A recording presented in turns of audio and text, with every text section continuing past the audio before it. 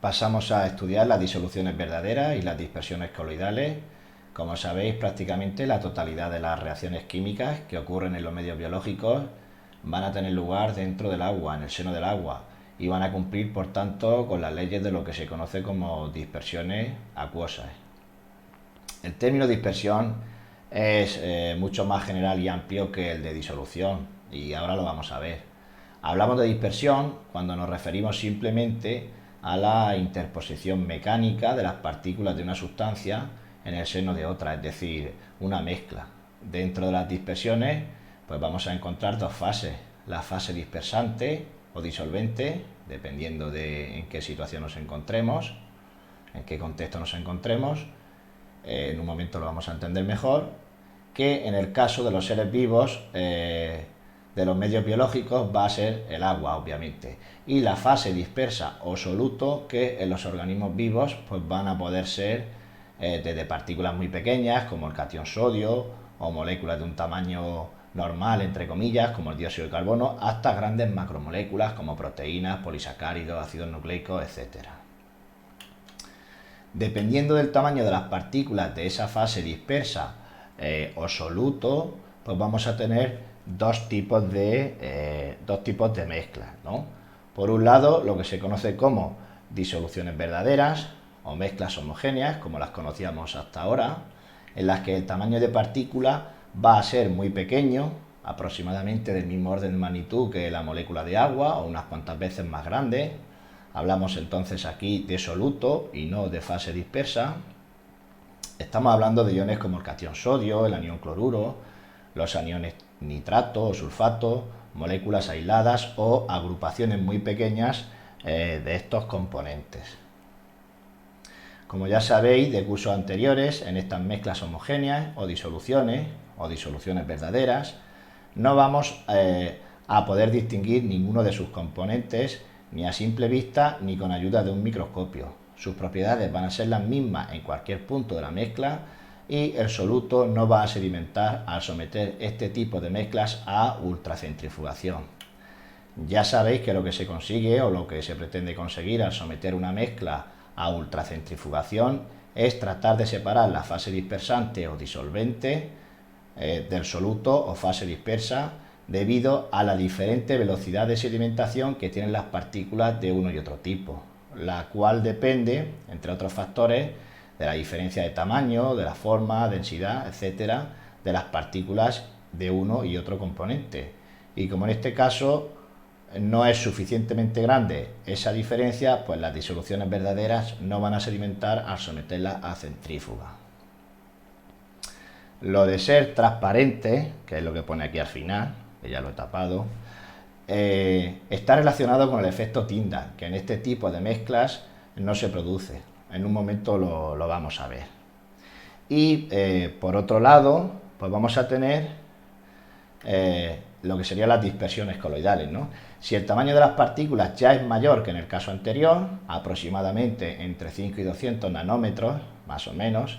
ya no hablaríamos de soluto, sino de fase dispersa, y hablaríamos también de otro tipo de mezclas que se conoce como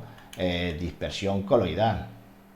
en la que es cierto que no podemos distinguir sus componentes a simple vista, pero sí que los distinguiríamos con ayuda de un microscopio. Por lo tanto, las dispersiones coloidales y no disoluciones coloidales entrarían dentro de las mezclas heterogéneas, y por eso no podríamos utilizar la palabra disolución, y sus propiedades pues no serían las mismas en todos los puntos de la mezcla. Bueno, a ver, un pequeño inciso. Cuando digo microscopio me refiero al microscopio óptico, ya que si fuese el electrónico sí que podríamos distinguir los componentes incluso de lo que hasta ahora hemos considerado mezclas homogéneas, y por tanto en este sentido estas mezclas no existirían, entre comillas, al menos atendiendo a la definición de mezcla, en la que no podemos distinguir sus componentes ni a simple vista ni con ayuda de un microscopio. En este contexto de las disoluciones y de las mezclas nos referimos siempre a un microscopio óptico, que como sabéis su poder de resolución, es decir, lo más pequeñico que yo puedo ver con él, pues está limitado por la longitud de onda de los fotones del rango visible del espectro electromagnético, y por tanto es menor que el poder de resolución de un microscopio electrónico, que funciona con unas de electrones y tiene pues eso, un mayor poder de resolución. Las dispersiones coloidales, y nunca disoluciones coloidales, no sé ahora que no lo estoy advirtiendo, no van a sedimentar por sí mismas,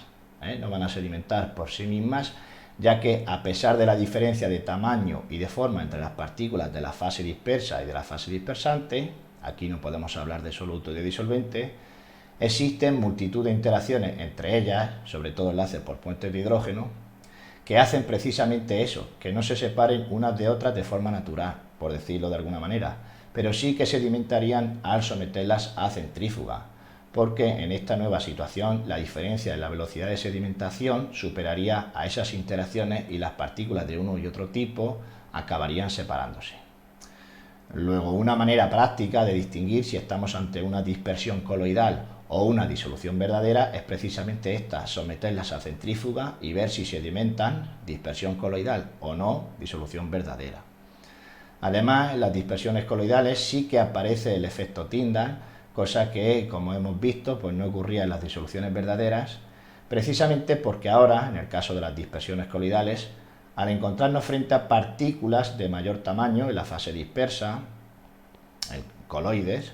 las ondas de luz pueden interactuar con ellas, dispersarse, reflejarse y causar esa pequeña turbidez propia de las dispersiones coloidales, ¿no? Que son traslúcidas.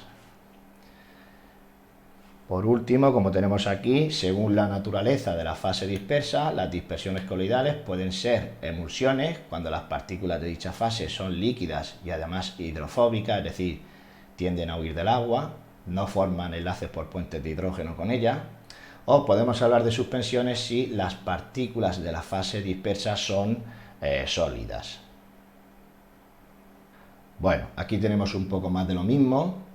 los fluidos de los seres vivos, sangre, linfa, líquido intracelular, etcétera, presentan partículas, solutos, lo de soluto un poco entre comillas, porque ya estamos dentro de lo que sería las dispersiones coloidales, de todos los tamaños, como hemos dicho antes, ¿no? Y son pues dispersiones coloidales. Estas mezclas son heterogéneas, no uniformes, ya que su composición, estructura y propiedades no son las mismas en todos los puntos de su masa, en todos los puntos de la mezcla. Llamamos coloide a los solutos, a las partículas que forman parte de esa fase dispersa, cuyo tamaño molecular, como hemos dicho antes, pues es relativamente grande, ¿no? Estamos hablando de macromoléculas como polisacáridos, proteínas, ácidos nucleicos, etcétera, etcétera.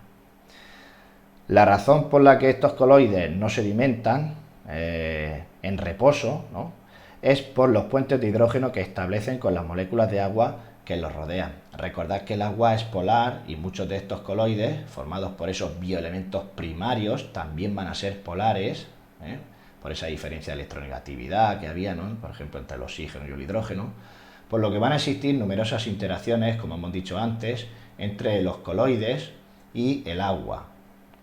Pero estas interacciones van a ser vencidas, por decirlo de alguna manera, por la fuerza centrífuga de una centrifugadora y por tanto, como hemos dicho, sí que podrán sedimentar en estas condiciones las dispersiones coloidales.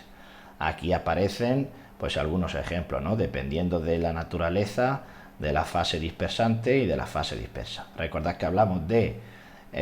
disolvente y soluto para referirnos a mezclas homogéneas y fase dispersante y fase dispersa para referirnos a dispersiones coloidales. Y aquí, como digo, aparecen varios ejemplos.